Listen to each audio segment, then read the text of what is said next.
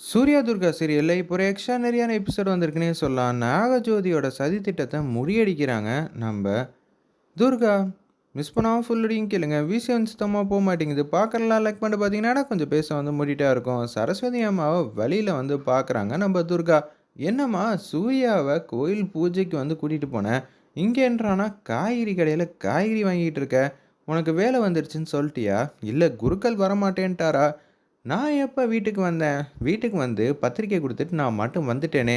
அதுக்கப்புறம் திருப்பியும் சூர்யாவுக்குலாம் வந்து கோயில் கூட்டிட்டு போறேன்னு நான் சொல்லவே இல்லையே! அப்பன்னா வந்திருக்கிறது யாரா இருக்கும்? ஆல்ரெடி அந்த சாமியார் சொன்னாங்களே! சூர்யா இருக்கிற இடத்துக்கு தேடி வந்து வரும்னு. அது மாரி தான் சரஸ்வதி அம்மா ரூபத்தில வந்து சூர்யாவ கூட்டிட்டு போயிருக்காங்க. பக்கத்தில இருக்க கோயிலுக்கு தான போயிருக்காங்கன்னு சொன்னாங்க. அச்சச்சோ! இது என்னடா சத்திய சோதனையா இருக்கேன்னு சொல்லிட்டு, அந்த இடத்துல நம்ம துர்கா மாட்டுக்கும் வேக வேகமா கோயிலுக்கு வந்து வந்துட்டுருக்காங்க. பூஜையில உட்கார வைக்கிறாங்க. சங்கரபாண்டி இதெல்லாம் தூரத்துலேருந்து பார்த்துட்டு இருக்காங்க. மாப்பிள அதான் குருக்கள் சொல்றாங்கல்ல, அந்த கையில கட்டியிருக்கிற கயிற வந்து அவருங்கங்கிற மாரி சொன்னோனே, இது துர்கா எக்காரண கொண்டும் அவுக்கக்கூடாதுன்னு சொல்லியிருக்காளே! யோசிச்சுட்டு இருக்காங்க. சூர்யா, "என்னது ரொம்ப யோசிச்சுட்டு இருக்கான்?" அப்படின்னு சொன்னோனே, "பூஜைக்காக தானே இந்த கயிற வந்து அவுக்க சொல்றோம். நீங்க குடுங்க நான் பத்திரமா வச்சுக்கிறேன்னோனே, குருக்கள்ட்ட வந்து குடுத்துர்றாங்க அந்த கயிற. நீங்க என்ன பண்றீங்கன்னா, சாமி குளம் இருக்குல்ல இங்க பக்கத்துல. ஆமா இருக்கு. அதுல 3 வாட்டி முங்கிட்டு வாங்க.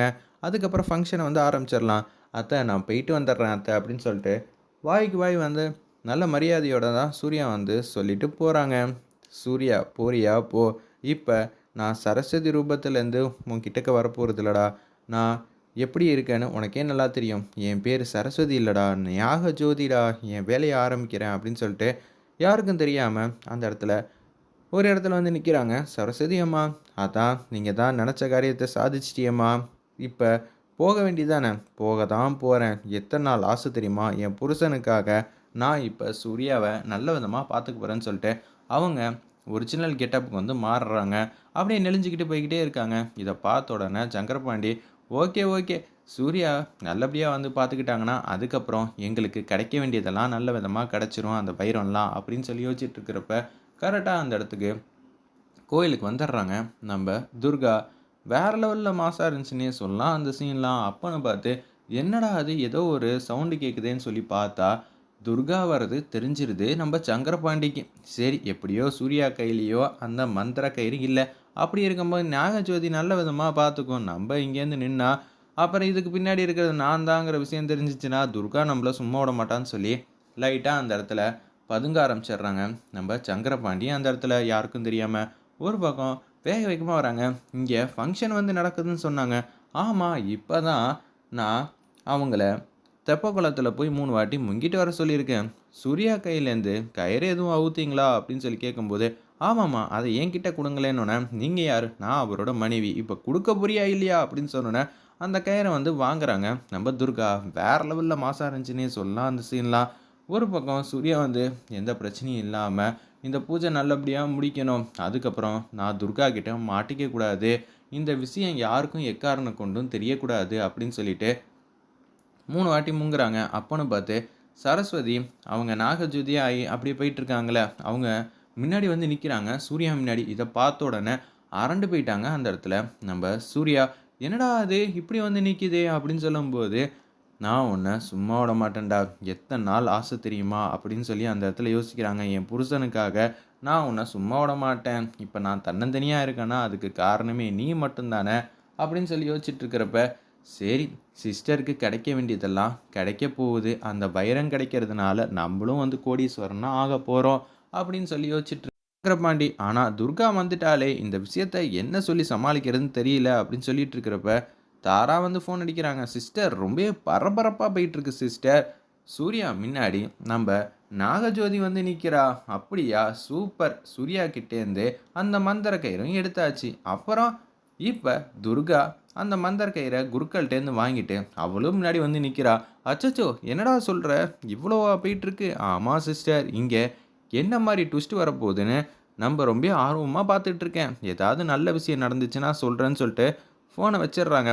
ஆவுன்னா ஃபோன் பண்ணிக்கிட்டே இருக்க வேண்டியது. எவ்வளோ பரபரப்பா பார்த்துக்கிட்டு இருக்கேன். அப்புறம் எல்லாமே வந்து சொல்ல வேணாமா பார்த்துட்டு அப்படின்னு சொல்லும்போது, யோசிச்சுட்டு இருக்காங்க. "சூர்யா இந்த கயிற புடிங்க" அப்படின்னு சொன்னோனே, மாறி பக்கம் வந்து திரும்புறாங்க அந்த இடத்துல. நாகஜோதி, "நான் உன்ன சும்மா விட மாட்டேன். நீ யாரு? எப்பேர்ப்பட்டவன்னு எனக்கு நல்லாவே தெரிஞ்சுச்சு. எங்க அம்மா ரூபத்துல நீ தானே வந்திருக்க. இந்த பூஜையில வந்து கலந்துக்கக்கூடாதுன்னு சொல்லிட்டு, நான் உன்ன சும்மா விடமாட்டேன். சூர்யாவ ஏமாத்தி கூட்டிட்டு வந்திருக்கியா? அப்படின்னு சொன்னோனே, அது புசு புசுன்னு சொல்லிக்கிட்டு இருக்கு. ஒரு பக்கம் சைக்கிள் கேப்ல நம்ம துர்கா கரெக்ட்டா வந்து சூர்யா கையில அந்த கயிற வந்து கட்டி விட்டுர்றாங்க.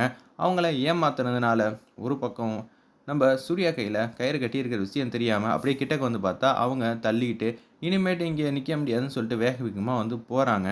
அந்த இடத்துல இப்ப துர்காக்கு எல்லா விஷயமும் தெரியும். சரஸ்வதி ரூபத்துல வந்தது நான் தானு. ஆனா, சரஸ்வதி மாறி வந்தது யாருன்னு தெரியாது. அதுவரைக்கும் சந்தோஷம் தான். வேக வேகமா வேண்டியதான். எப்போதும் போல துர்கா ஜெயிச்சுட்டா. மாரியும் ஜெயிப்பா. துர்காவும் ஜெயிப்பா. நம்பளால எதுவும் பண்ண முடியாது. அட கடவுளேன்னு சொல்லிட்டு சங்கரபாண்டி மாட்டுங்க ஆட்டோவ புடிச்சுட்டு வீட்டுக்கு வந்து வந்துடுறாங்க. என்ன ஆச்சு?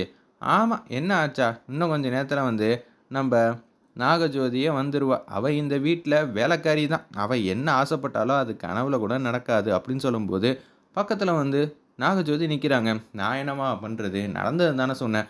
புத்திசாலித்தனமா திட்டம் போட்டோம். அப்புறம் என்ன ஆச்சு? சரஸ்வதிய போற வழியில பார்த்துருக்கா நம்ப துர்கா. அவங்க சொல்லியிருக்காங்க. அதனால தான் அங்க வந்துட்டா. வந்துட்டான்னா நீ சும்மாவா இருந்த? இல்ல சிஸ்டர். சூப்பரா தான் திட்டம் வந்து போச்சு.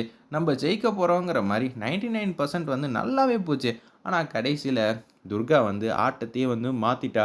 எப்படி சிஸ்டர் இதெல்லாம் நடக்குது? அப்படின்னு சொல்லும்போது, வேற எப்படியும் இல்லடா. நம்ப தலையெழுத்து அப்படின்னு சொல்லும்போது இதுக்கெல்லாம் காரணம் சரஸ்வதி தான் அப்படின்னு சொல்லிட்டு சரஸ்வதி மாட்டுக்கும் வேக வேகமா வந்து வராங்க.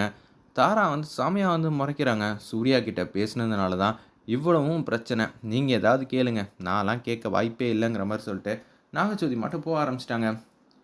துர்கா கிட்ட சொல்லாததெல்லாம் சொல்லிட்டு, நம்ம ஆசையில இப்படி வந்து பண்ணிட்டாளே அப்படின்னு சொல்லி யோசிச்சுட்டு இருக்கிறப்ப, ஏய் சரஸ்வதி! என்னடி நெனச்சிட்டு இருக்க?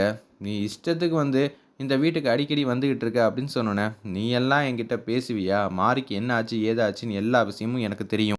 சூர்யா மாப்பிள்ளை ஏதோ வந்து நம்பிக்கிட்டு இருக்காரு. ஆனா அதுக்குன்னு நீ இப்படியெல்லாம் வந்து பெர்ஃபார்ம் பண்ணுவியா? அப்படின்னு சொல்லி கன்னாபின்னான்னு வந்து தாராவ திட்டுறாங்க.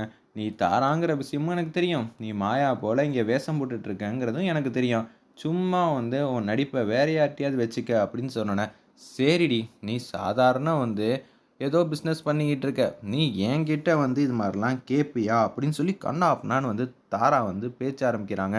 நான் உன்ன சும்மா விட மாட்டேன்னு சரஸ்வதி வந்து பதிலுக்கு சவால் விடுறாங்க.